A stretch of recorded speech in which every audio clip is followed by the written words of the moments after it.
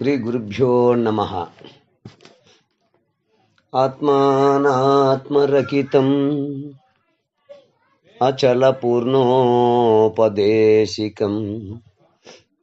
శ్రీ నిశ్చలానంద నారాయణ గురోర్శిష్యం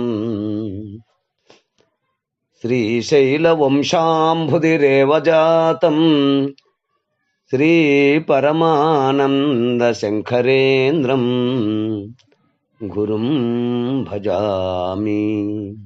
మద్గురుదేవులు శ్రీ శ్రీ పరమానంద శంకరనారాయణ స్వామి వారి పాదపద్మములకు నమస్కరించుకుంటూ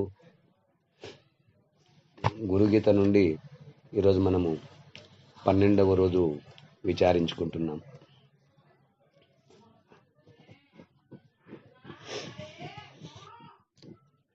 ఈ శ్లోకము ద్వారా గురుతత్వము నెరుంగించే కలుగు అనర్థములను తెలియజేయుచున్నారు. జపతపవ్రతం తీర్థం యజ్ఞదానం తథయేవ చ గురుతత్వం హవిజ్ఞాయ సర్వం వ్యర్థం భవేత్ ప్రియే. గురుతత్వం శ్రీ గురువు యొక్క యథార్థ స్వరూపమును హవిజ్ఞాయ తెలుసుకొనక జప జపము, తప తపస్సు, వ్రతం వ్రతము, తీర్థం తీర్థము, యజ్ఞ యజ్ఞము, తథైవ అట్లే, దానం చ దానమును, హే ప్రియే ప్రియమగు ఓ గౌరీ, సర్వం ఈ సమస్తము, వ్యర్థం వ్యర్థముగా, భవేత్ తప్పక అగును అనగా గురుతత్వము తెలియక చేయు జపము, తపము, వ్రతము, తీర్థస్నానాదికములు, యజ్ఞము, దానము మొదలగునవన్నీ కూడా వ్యర్థములే ఆగుచున్నవి.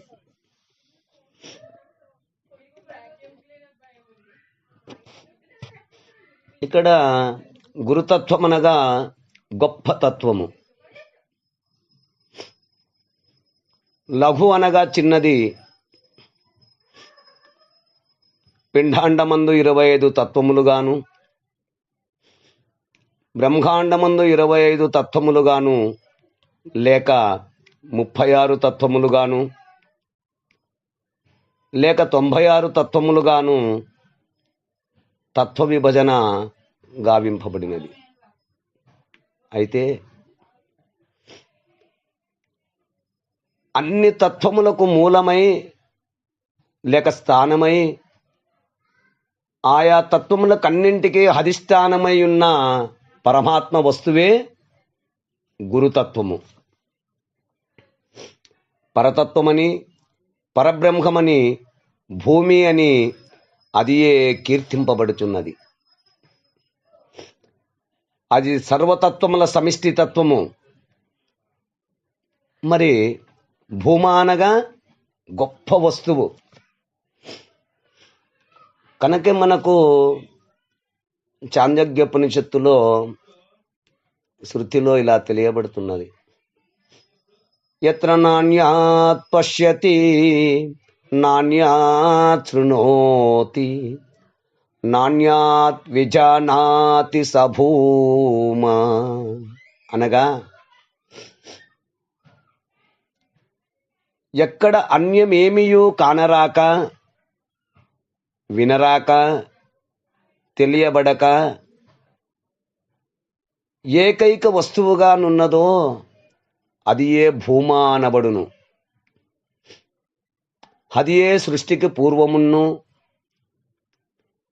ఏకమేవా అద్వితీయం బ్రహ్మ అని కొనియాడబడుతుంది. తత్వ విచారణ అన్నప్పుడు మరి ఈ పరమతత్వ విచారణ ముఖ్యమై ఉన్నది.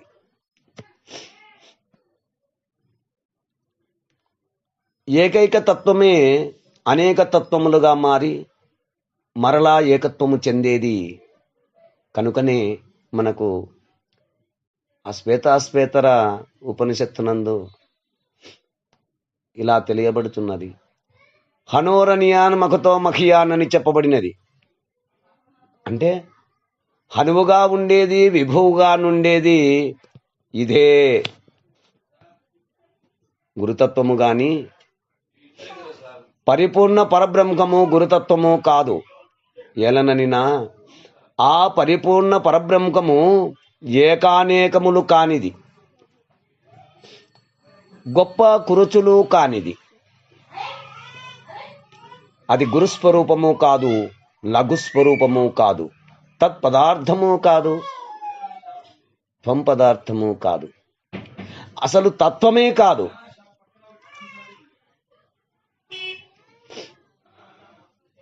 అఖండ ఎరుక స్వరూపము మాత్రమే గురుతత్వము. కనుకనే మనకు శృతి ఏక విజ్ఞానేన సర్వ విజ్ఞానం భవతి అనగా దీన్ని తెలిసిన సర్వము తెలిసినట్లే. ఇది తెలియనిచో ఏది తెలియనట్లే. అవిజ్ఞాయ అనగా తెలుసుకొనకపోయినచో అని అర్థము. అయితే గురుతత్వము తెలియదగినదే అని స్పష్టపడుతున్నది. దేని చేత అని ప్రశ్నించుకుంటే జ్ఞానేంద్రియములకు శ్రోత్ర త్వక్కు చక్షు జూహ గ్రాణములచే మాత్రము కాదు, అంతరేంద్రియములచే తెలుసుకొనమని శృతులు తెలియచేయుచున్నాయి. కనుకనే మనకు మనసైవాను ద్రష్టవ్యం మనసైవాను శ్రోత్రవ్యం అనిన్ని, ఇంకా మనకు బృహదారణ్యోపనిషత్తునందు ఆత్మవారే ద్రష్టవ్యో అనిన్ని. ఈ విధంగా మనకు ఆత్మ తెలుసుకున్నదగినదనిన్ని, మనస్సును జ్ఞానేంద్రియ విషయములకు శబ్దస్పర్శ రూపరసగంధ విషయముల నుండి వేరు చేసి ఏకాగ్రము చేసినచో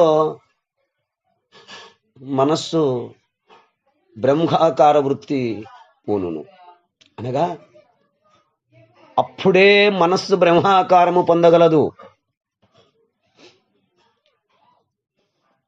దేని యందు లగ్నమైతే తద్రూపము చెందగల స్థితి మనస్సుకు కలదో. కనుక అందుకనే మనోజహితవత్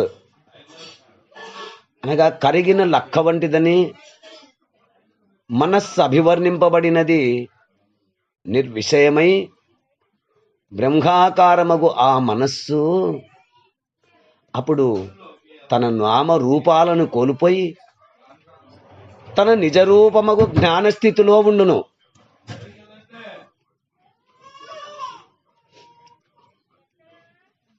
జ్ఞానమునకు తన స్వరూపము సహా సర్వమును గుర్తించు శక్తి గలదు.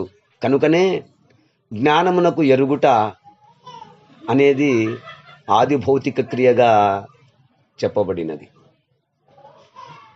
జ్ఞానజ్ఞేయములు రెండు అనగా ఎరిగేది ఎరుగబడేది ఎరుకే కదా.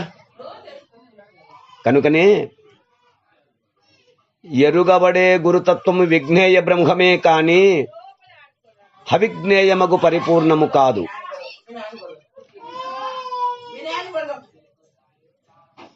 ఈ విజ్ఞేయ బ్రహ్మము సూక్ష్మాతి సూక్ష్మ మహాసూక్ష్మమై ఉన్నదనియు దాని నుండి క్రమశ అనగా స్థూలాతి స్థూలమైన ఈ విశ్వం ఆవిర్భవించననియు స్పష్టముగా తెలియచున్నది.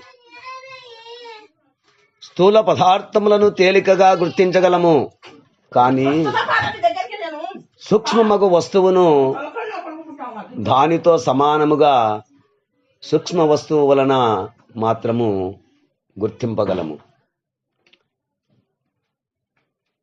ఈ శ్లోకములో తరువాయి భాగం రేపు విచారించుకుందాం. జై గురుదేవ.